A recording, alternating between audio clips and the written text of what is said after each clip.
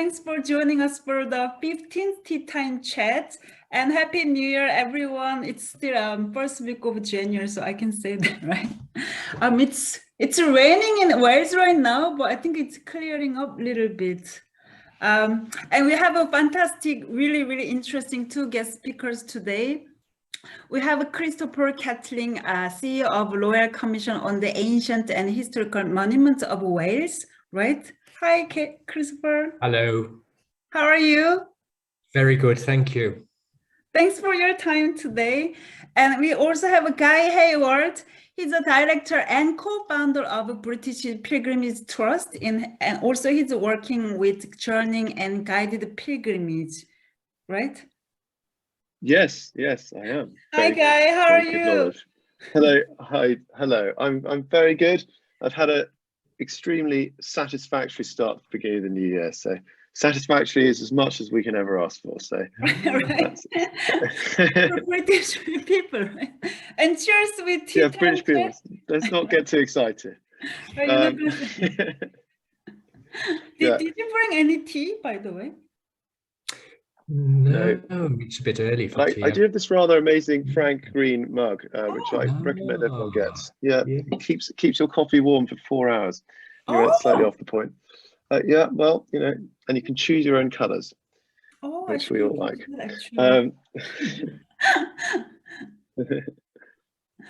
Yeah, and I really appreciate all your support. I've been communicating with you via email and Zoom with Christopher, but it's been really interesting to have conversations with you. And actually, I've been living in Wales only for about 3 months or so. And the pilgrimage has been the most interesting thing about Wales for me, at least.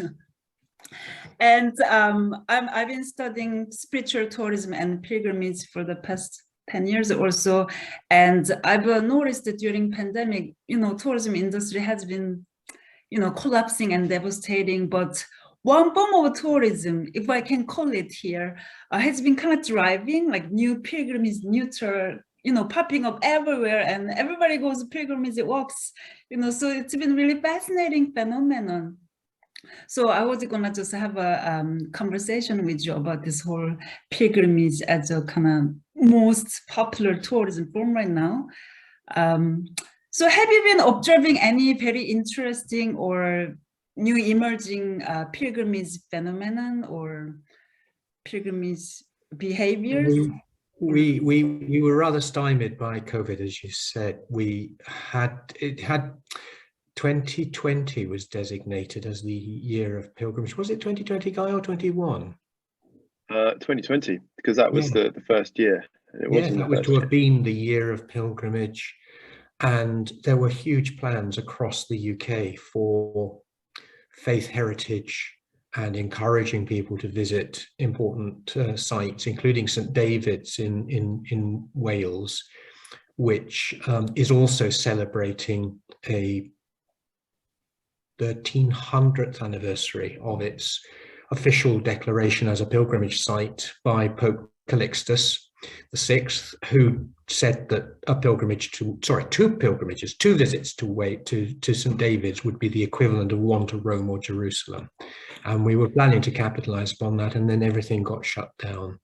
And it hasn't really recovered yet. I think it's something that's bursting to get out again. I think we've been very cautious in Wales about our approach to COVID, and unfortunately many places of worship have been closed, and that remained true even after COVID restrictions were lifted last summer.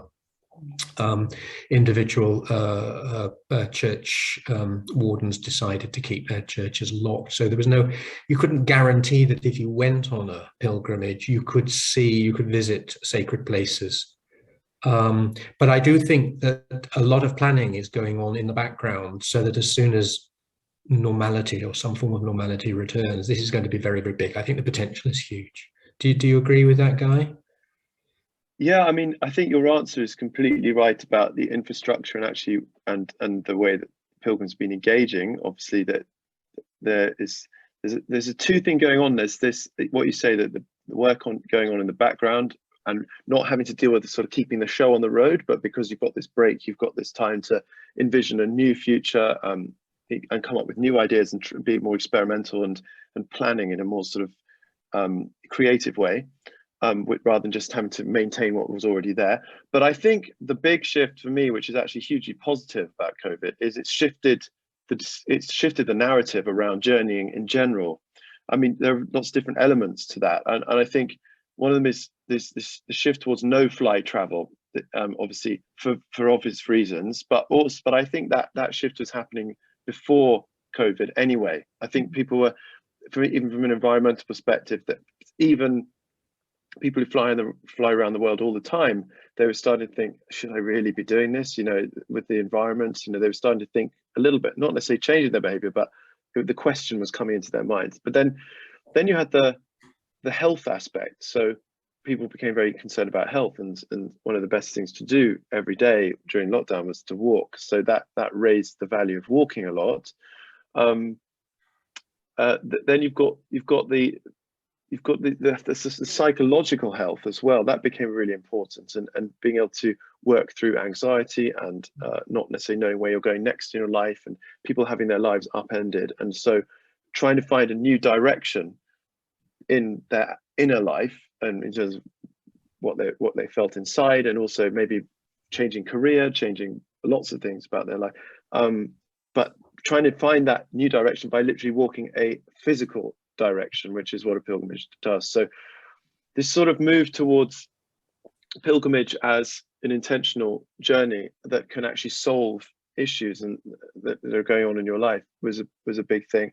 Then you've got the health of actually just being outside and not being in indoor spaces. So suddenly pilgrimage sites became actually quite a healthy place to be, and you're unlikely to meet that many people by them, and so they were often in remote countryside as well. And so it worked well from that, because it's an outdoor activity as well. So there were a lot of things that actually made it rise up the agenda in terms of the public, and walking was everyone was talking about walking. But then once that story was slightly over, then they wanted a new one. And I think this intentional aspect, the finding a new direction in your own life was ramped it up a gear.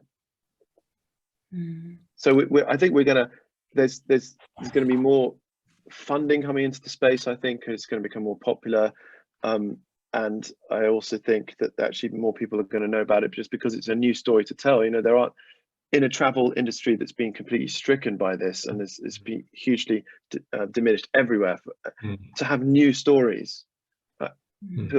Journalists are always looking for new stories, and this is a new story, and just the newness of it is more than anything important, I think. I completely agree, Guy. And it's also very much linked to the future of places of worship, which has suddenly become a very big topic of debate at the moment. The Telegraph for 4 days in a row now has had articles, opinion pieces and letters about the future of places of worship. Simon Jenkins wrote a big opinion piece in The Guardian about 10 days ago. National Churches Trust has brought out a very thoughtful report on the future of places of worship. And it's very much growing realization that we're going to lose some of the sacred sites, some of the sites that are important as pilgrimage points, if we don't engage as a community with these buildings anymore and take the burden off the shoulders of the congregation of looking after those buildings, or share the burden. So I think people are becoming, it's a combination of being, as Guy says, it's the benefits that come from walking combined with a growing love of the faith heritage that you see en route. Definitely. And I think what's happening with the Church of... Oh, sorry. Yeah. Oh, no, go ahead. I don't know, with a bit of delay. There might be a Zoom delay. How the church is responding, I think, could actually play into the hands of Simon Jenkins' argument. I mean, so the church is wanting to create separate spaces that aren't the churches, maybe a barn in rural settings, and turning it into a kind of community space for lots of churches and parishes all at once, and you have one single place, and that's seen as the place where everyone meets. What this Simon Jenkins' argument is to basically give ownership back to the community at large, rather than the faith kind of sector of the community. So not just the church community, but the church belongs to the whole community, whatever you believe. Mm. I think is his idea. And so there's less of that separation between the parish council and the village at large.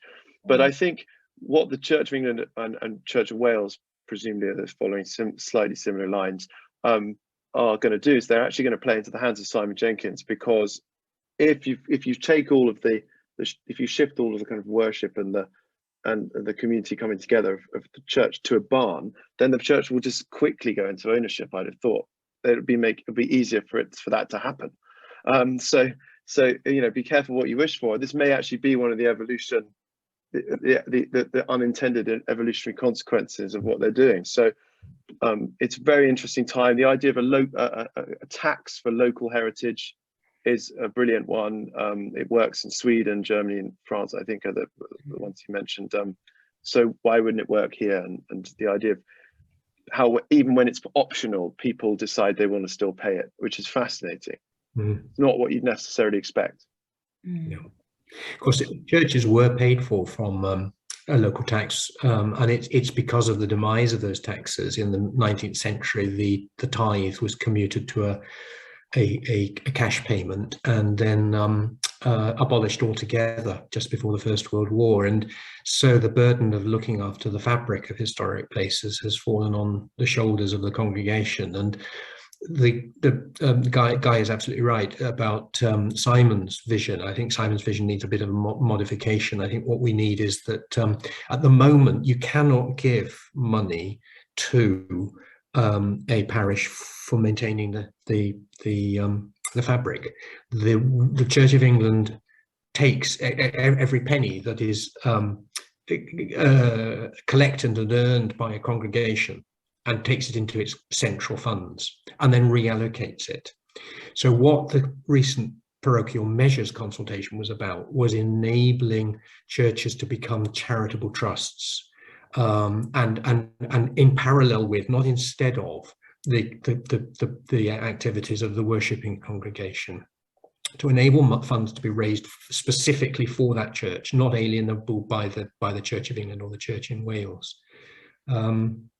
Another really interesting, I think, idea that Simon I don't think mentioned was using churches as sleeping barns or as accommodation in the countryside. The Churches Conservation Trust has been doing this for a number of years now, but it's a little bit bare bones. It's a little bit, there's no showers, there's no, there are camp beds rather than comfortable the sort of thing you'd get in a Premier Inn or a travel lodge. I think people could aspire to something a little bit better than that. And if you look at many churches, there is scope to put a bedroom under the tower or in one of the aisles, and that would help with one of the other issues to do with pilgrimage, particularly in Wales, is the lack of accommodation. It's the lack of infrastructure. You have to walk very long distances between bed and breakfasts in some parts of Wales. So that's something that Go on, Gay. It's fascinating. Yeah, fascinating, Christopher. I mean, I wasn't expecting you to say that actually the Church's Conservation should up their offering. When you say that, they should up their offering for the same price per night? Because it is £55 per person per night. So yeah. Should the bed and breakfast in the Champing Church, should it be? You think it should be offering more for the same amount of money, or you think even the money should go up too? I think you're competing with Premier Inn and Travel Lodge, and if you're going to make pilgrimage a mass occupation, you've got to recognise the realities of the market and offer comfort for a price. But I think that's perfectly possible if there's a critical mass of accommodation. But there's also another tier of accommodation that can be offered, which is that pilgrims bring their own roll mats and sleeping bags, and then they pay a lot less. So there's less infrastructure that the church, there's an upfront cost for the church. There's less of that. Also more of the burden is on the pilgrim, and then you're going to have pilgrims who are prepared to do that, and then you're going to have pilgrims who want a bit more than that. And I think providing the different price tiers would be also an option. Yeah, And so they're kind of different. They're different offerings. Completely agree. I completely agree. More like camping barns, more like bothies. And I tend to be thinking in terms more of the comfortable pilgrim, the weekend camper. But you're quite right. There's scope for a range of options there. Yeah, and we're talking about pilgrims, but there might be some just kind of secular tourists walking the route. Well, yes. What I call weekend pilgrims, people who want to do a Friday to Sunday, want to do it in some comfort, are interested in faith heritage. That's one part of the market, as Guy is saying. It's segmented. There are the people who want to go on a equivalent of the Compostela route, take a chunk out of their life to rethink themselves. I'm intrigued, Christopher, in your use of faith heritage. Have there been discussions around what to call that, whether it's called sacred heritage or to call, because I'd have thought faith heritage means it almost sounds like you have to have faith to I didn't. You know what I mean? That's interesting, Guy, because it's developing as a term in Wales in order to encompass people who have no faith. It's the spiritual person who's not particularly religious, doesn't necessarily go to church every Sunday or see themselves as part of a religious congregation.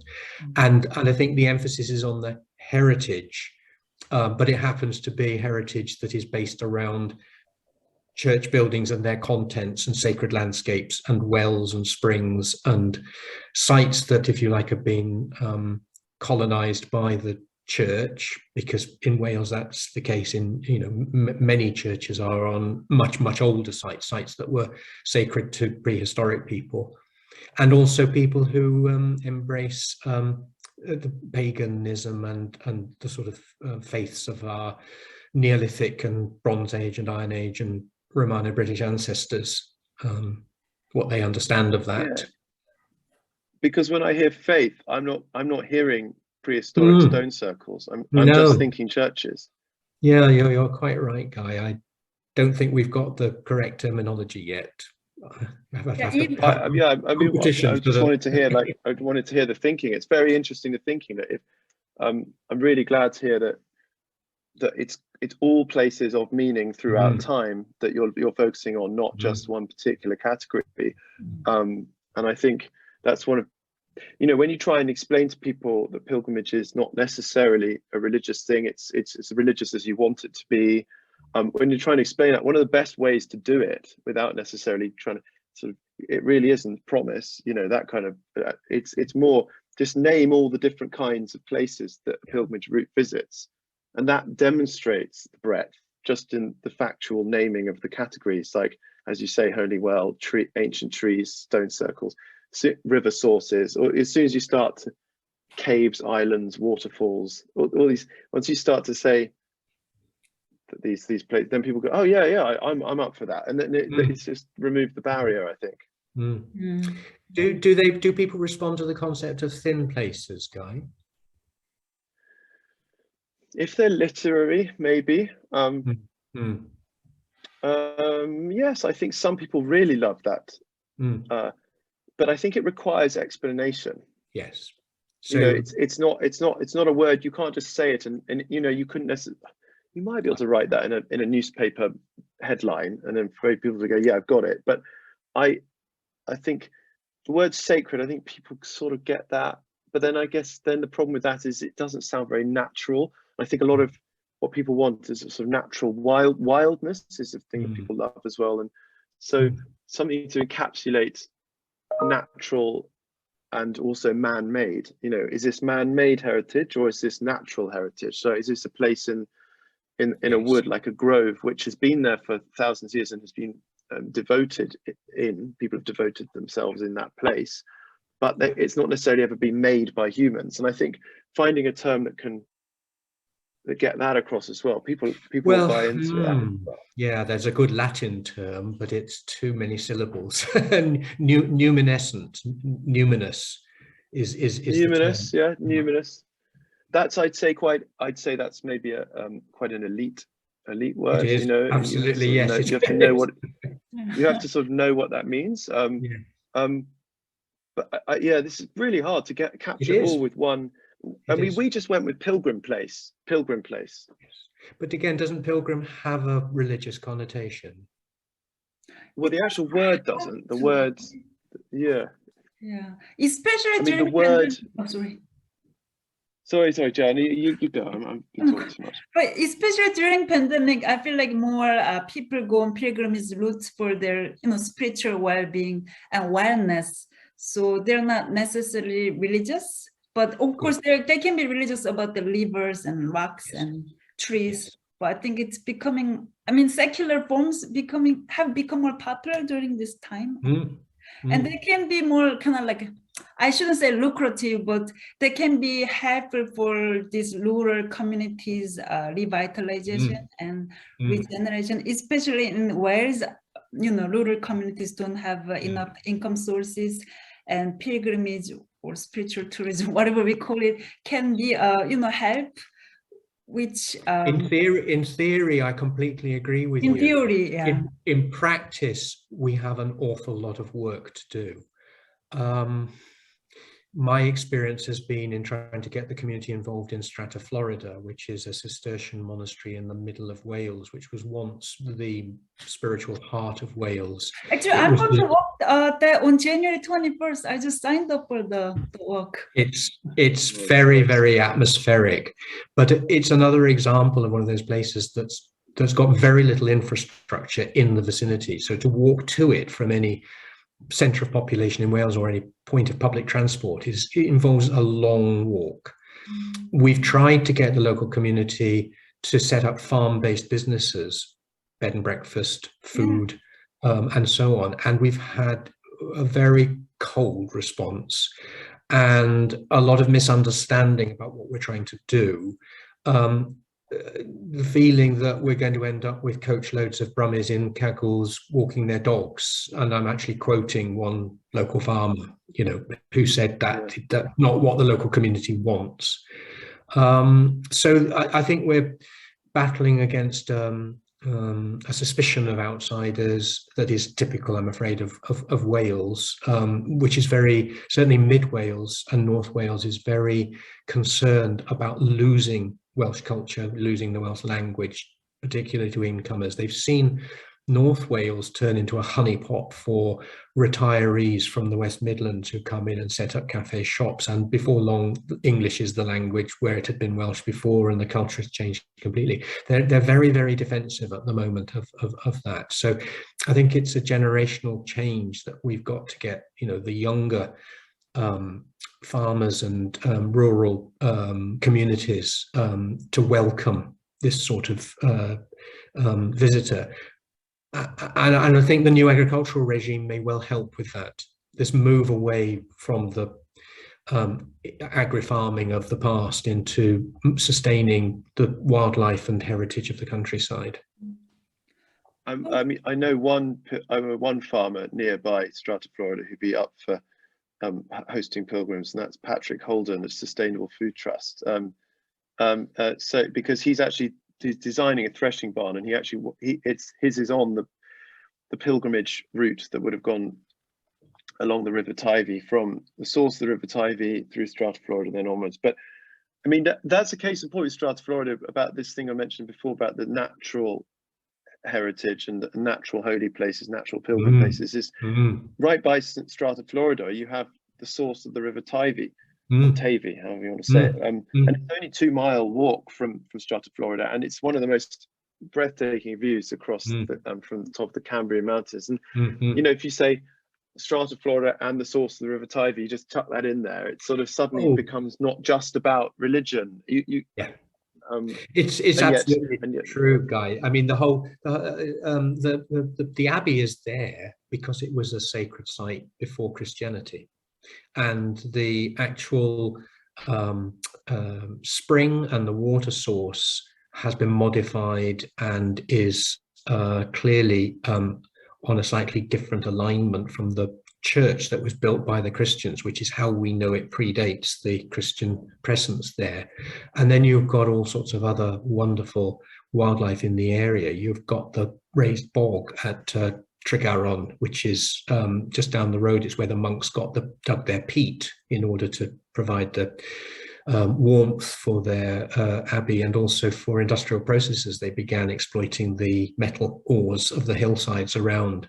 The Industrial Revolution actually began in monastic communities in the 16th century and then was interrupted by the dissolution. And it could have happened a lot sooner if Henry VIII hadn't come along. So it's got all sorts of resonances. I'm great to hear. I've written down Patrick Holden. We'll get in touch. I wouldn't be surprised if he wasn't already involved in the Strata Florida Trust already.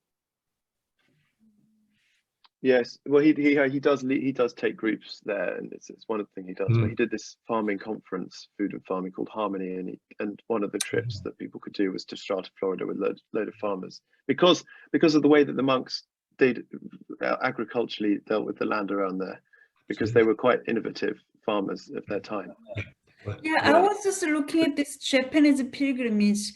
They offer local people offer Japanese cooking class, and we can eat.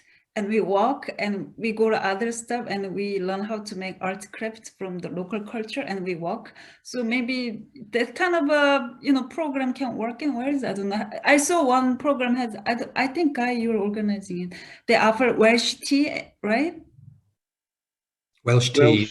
Right. I was very excited about Welsh tea because I never heard about it. So I thought I would join that for not for just the walk, but for also the cultural experience. And I thought that could be kind of, yeah. Everybody in Wales has got a secret family recipe for Welsh cakes, so maybe that's. I never had any, so I'm gonna go to this pilgrimage program for the Welsh cake, right? So it can be quite creative and more engaging with the local culture. It might be something that Journeying are doing, Guy. Is that possible? Yeah, it's probably all guided pilgrimage. I'll need to ask about that, but it does sound.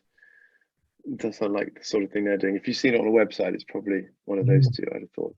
I mean, it's a great idea. And another thing that you could do on pilgrimages to get under the skin of Welsh is to understand the place names, which are often topographical. And once you've learned, what the main elements are, you can begin to read the landscape through its place names.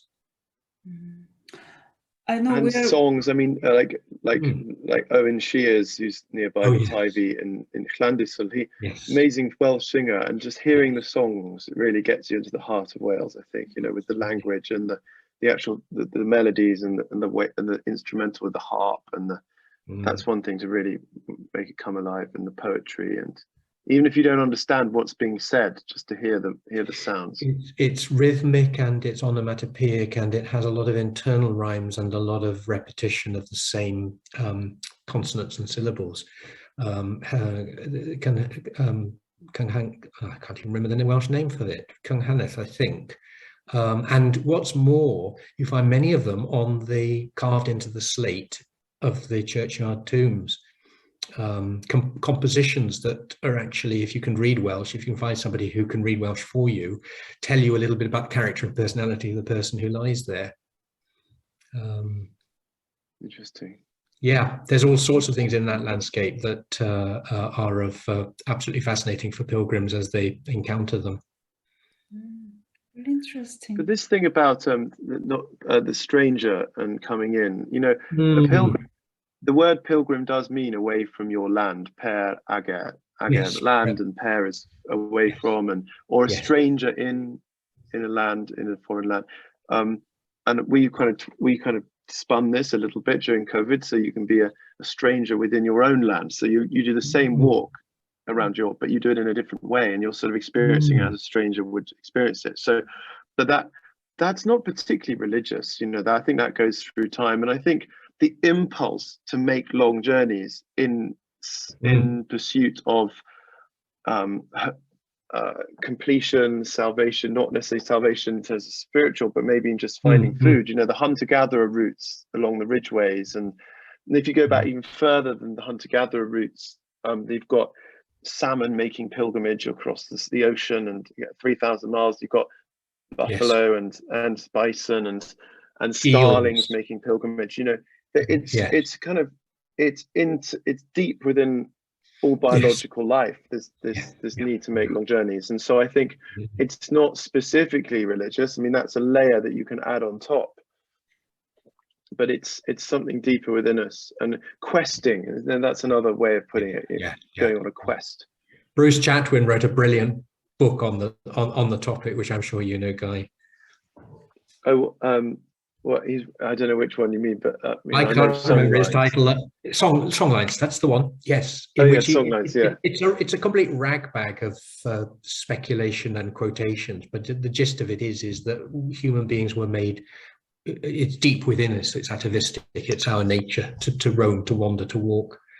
And I'm particularly fond too of the concept of Hajj in Islam, where at least once in your life you pay your debts, you make up all your quarrels, you know, you solve all the things that have gone wrong in your life, you leave all your wealth behind, you dress in white like everybody else, and you join the great mass of humanity journeying to Mecca,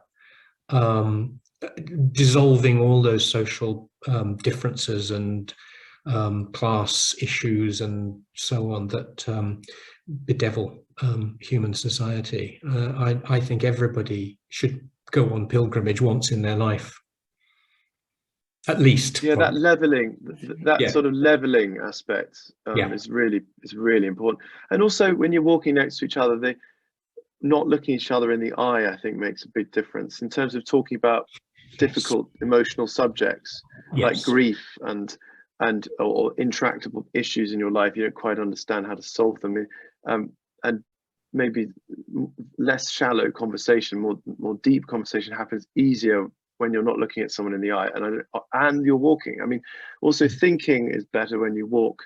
You know, to the point where even if you're not walking outside on a path, you might be pacing up and down in your room. That's something that I sometimes do when I get animated in a conversation. I might just get up from my chair and start walking around the room as I'm talking to someone.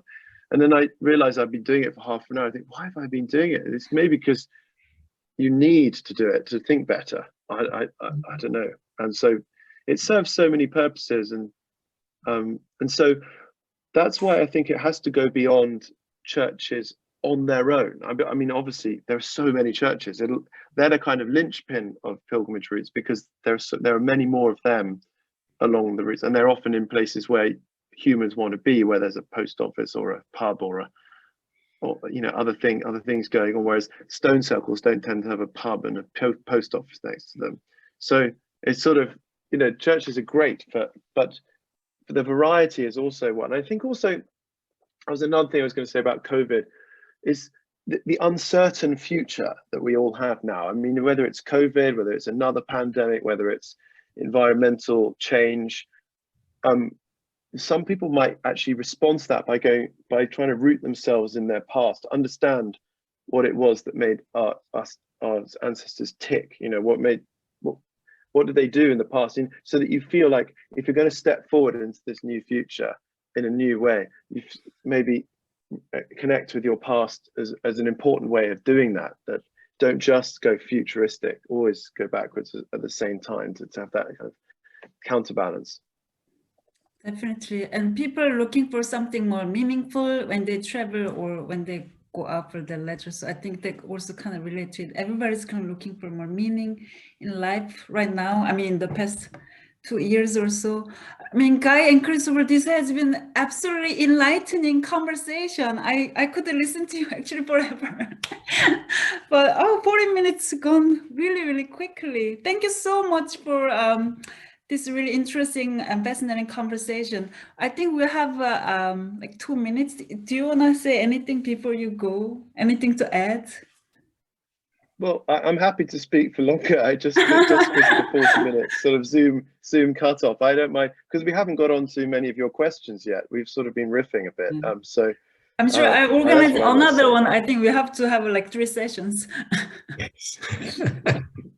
Well, I found it absolutely fascinating talking to you, Guy, and comparing your concept of pilgrimage to the one that's developing here, which tends to be more focused around organized experiences, how to make money for rural communities, how to make money for struggling church communities.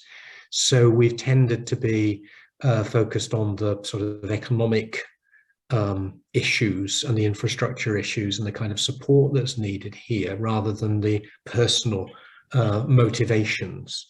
But I recognize at the end of the day that that's why people come on pilgrimage. It's the personal and it's the experience. If I could do one thing in Wales to encourage pilgrimage, I would love to learn how to create a website, and I would set up a website called Pilgrimage Wales, and I would invite people to share their experience, and both experiences of the practical things, tips. What are the best bits of the pilgrimage route? Where did I stay? Where did I eat? Who did I, what did I do? As well as the more spiritual aspects, what did I get out of it? But maybe that's my retirement project. We'll see.